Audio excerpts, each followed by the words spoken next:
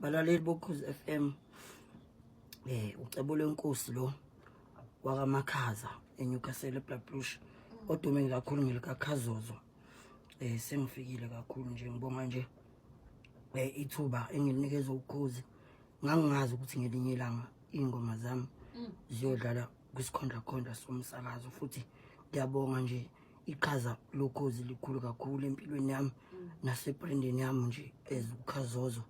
Ngiyabonga nje ithuba ngingebani nami ngangayitshela ukuthi umculo wami uyodlala emsakazweni because abantu abaningi bebebuka isimo sami sokungakhona ukubona njengoba abantu abaningi bazi ukuthi angibone emehlweni bebuka isimo bengakhona ukunikeza italent ithuba. Ngiyabonga ukuthi ukhozi lolinikezile italent lami ithuba. Ngiyabonga mama.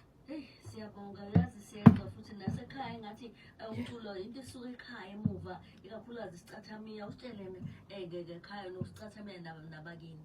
Okay mama, vele ifoundation yonke kaKhazozo lesenibona namhlanje isesicathamiyeni kwiNewcastle 5 Roses nje iqembu abalazi kakhulu elikade lidlibaza amadoda. Nami njengoba nje impela sengidlibaza amadoda ngithathe khona lento kwiNewcastle 5 Roses.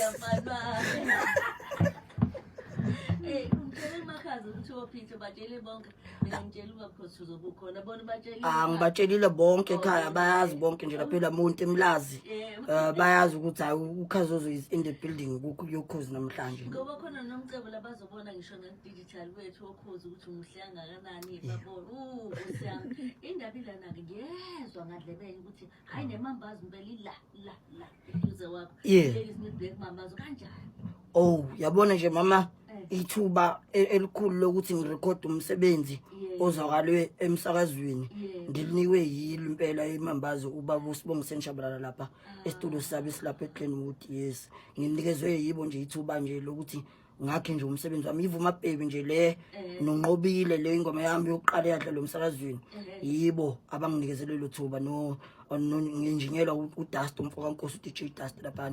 Kodwa nje yibo nje impela ubaba uSibongo Senshabalala badlala indima enkulu ukuthini music wami ugcine ngikwazi ukurecord into professional in a professional studio. Uyabona lezo ngane zombili ngathi ngithunywe iclient yo record incwadi yonke.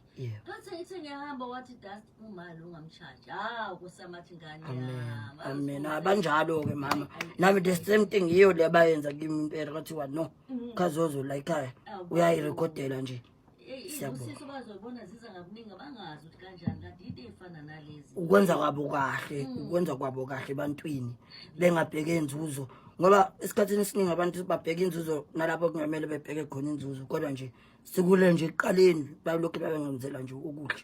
Ingoma zami zonke mama idlala la ukhosini nje ivuma baby unqobile izirecord khona lapha. Manje umtshele njengoba ingoma zakhe eziningi zizikhuluma nangothando kuhamba kanjani umuntu vele wena uma loving wena abathoka bathi uma loving wena cha ngumuntu ofunde kakhulu incwadi lezi zothando lezi zabo Shakespeare nalabo abanye abantu nje ubaba uMavundla obabulungisana Mavundla ngumuntu okholelwa kakhulu endabeni zothando ufunda kakhulu so ngicina sengicomposer ngezinto engisuke ngifunda nanigameko abafowethu engihlala nabo yabo ngoba isikhathi esiningi nginokuthi mangithi intela nje siginci mhlawumbe ngithi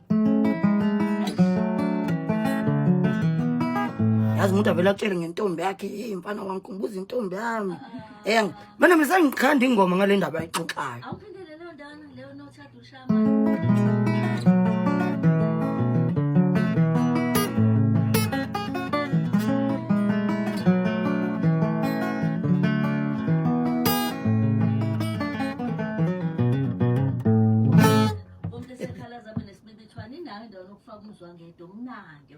Yebo.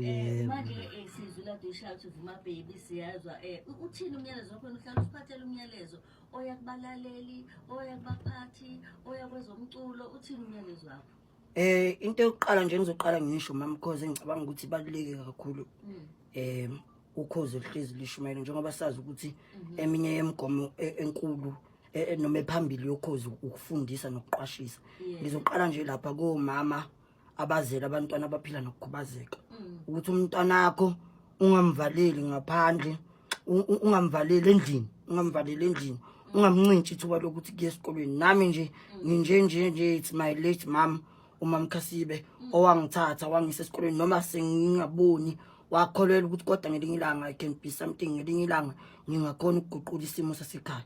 Yilokho nje ukuqala. Okwesibili ilapha kubaphathi bemicimbi siyanqonqoza siyaphaphatha kinonke kobabunala benza iDandi July kobabu Khawula laba baka Art and Culture nakubo bonke nje imicimbi yahlukahlukene siyaphaphatha ukuthi siyacela phela ukuthi nathi njengama artists aphila nokukhubazeka futhi kakhulukazi thina ke esesikwazile ukuthi ukhozi lusibeke ebalazweni siyacela ukuthi sinikezwe phela ithuba elingqazi vele nathi sibizwe sibhukwe phela emicimbini yenu singagcini nje emicimbini yethu yabantu abakhubazekile ngoba nje isikhathi esiningi abantu abasenzela okuhle la abantu abasikhumbulayo laba benza imicimbi yokukhubazeka mhlambe njengabo babuthabani mazibuko babuxola majozo babu uvumane Ncube besiyakwazi ukwenza but siyacela ukuthi nakwebanye abantu ama departments wonke nomasipala abasikhumbule umasipala basengasemakithi abasikhumbule phela yiba abazosiphakamisa eMajuba district iNewcastle municipality ayingikhumbule aba Art and Culture. Ngiyacela kubo bonke nje ukuthi abacula abaphila nokukhubazeka siyabonga lokho enikwenzayo kumfowethu uMayogathi siyakubonga ngoba siyabona ukuthi usengenile endaweni eningi nathi sikhona simisela ukuthi italent lethu sishare umhlaba kodwa kulele kunina nina ama event organizer siyacela ukuthi nisikhumbule.